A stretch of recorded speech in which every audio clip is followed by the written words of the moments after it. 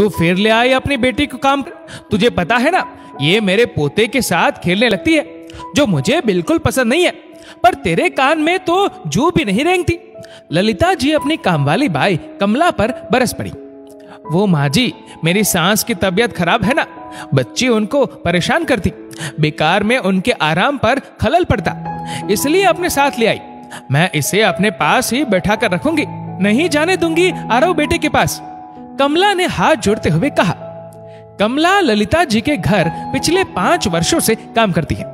उसकी 3 वर्षीय बेटी मीनू ललिता जी के पोते आरव के साथ खेलती। दोनों को एक दूसरे का साथ खूब भाता था। कमला अपने साथ मीनू को कभी कभी काम पर लेकर आती, पर ललिता जी से बर्दाश्त नहीं होता कि उनका पोता कामवाली की बेटी के साथ खेले। ललिता जी की पैनी नजर हमेशा कमला और उसकी बेटी पर लगी रहती थी। वह आज के जमाने में भी काम वाली को इंसान ना समझकर हीन भावना से देखती, पर ललिता जी की बहू पूजा को मीनू से विशेष लगाव था। मीनू को देख लगता ही नहीं था कि वह किसी गरीब कामवाली की बेटी है। पूजा उसे कुछ न कुछ खाने को दे देती तो ललिता जी चिल्लाती, अरे बहू, इसी तरह इसे कुछ न कुछ पकड़ाओगी तो लालच में रोज माँ के साथ आ धमकेगी। अरे माँ जी, बिन बाप की बच्ची के ऊपर थोड़ी तो दया माया रखिए। प्यार के 2 बोल बोल कर तो देखिए, कितनी प्यारी बच्ची है। पिछले साल ही तो बच्चे के सर से उसके पिता का साया हमेशा के लिए उठ गया। वह कितना मनहूस दिन था जब कमला का पति एक सेकंड हैंड बाइक लेकर आया था। गार्ड की ड्यूटी करता था। वह बाइक चला रहा था, कहीं से एक ट्रक सामने आ गया और दुर्घटना में वह बच न सका। पूजा ने भरे गले के साथ कहा। 2 दिन बाद पूजा को कमला बाई का फोन आता है। दीदी, मेरी सास गुजर गई, अब मैं काम पर नहीं आ पाऊंगी क्योंकि माँ जी को मीनू का वहां आना पसंद नहीं। मैं उसे अकेले किसके सहारे छोड़कर आऊं, और मेरी भी कुछ दिनों से तबीयत ठीक नहीं चल रही। पूजा कमला के पास उसकी सास के गुजर जाने का दुख प्रकट करने जाती है। कमला, अपना ध्यान रखना और किसी चीज की जरूरत हो तो निसंकोच कहना, और ये लो 10,000 रुपए तुम्हारे काम आएंगे।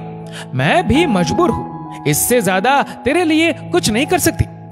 ऐसा कहते हुए पूजा मीनू के सर पर हाथ फेरते हुए चली गई। इस बात को साल भर बीत गया। पूजा को आज भी मीनू का मासूम चेहरा याद आता है। पूजा को अचानक एक दिन कमलाबाई का फोन आता है। दीदी, भगवान के लिए एक बार आकर मुझसे मिल लीजिए, फिर आपको कभी परेशान नहीं करूंगी। पूजा को समझते देर नहीं लगी कि कमला किसी मुश्किल में है। पूजा कमला के घर जाती है। कमला खटिया में लेटी थी, बहुत बीमार थी। मीनू माँ के सिरहाने खटिया में बैठी थी। कमला की आंखें बंद थी, श्वास भी धीरे धीरे चल रहे थे। कमला, कमला, जरा आंखें खोलो, पूजा ने आवाज लगाई। कमला ने धीरे से आंखें खोली।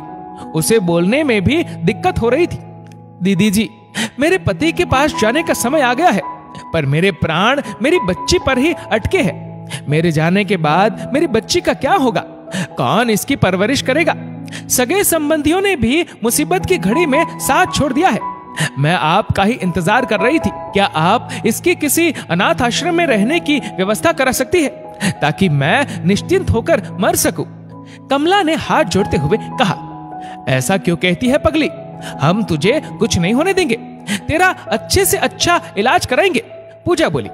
नहीं दीदी, अब बहुत देर हो गई है, बस मेरी बच्ची को अच्छे हाथ में सुपुर्द कर दीजिए। कमला बोली।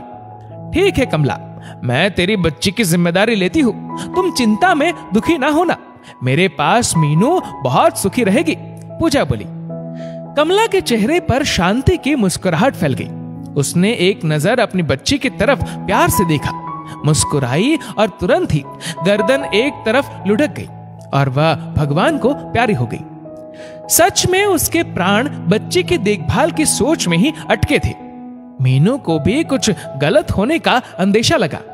वह अपनी मां से चिपक कर रोने लगी। पूजा ने उसे अपने सीने से लगा लिया। पूजा ने तुरंत अपने पति निखिल को फोन किया और पूरी परिस्थिति की जानकारी दी। निखिल ने मोहल्ले वालों के साथ मिलकर कमला के अंतिम संस्कार की व्यवस्था की।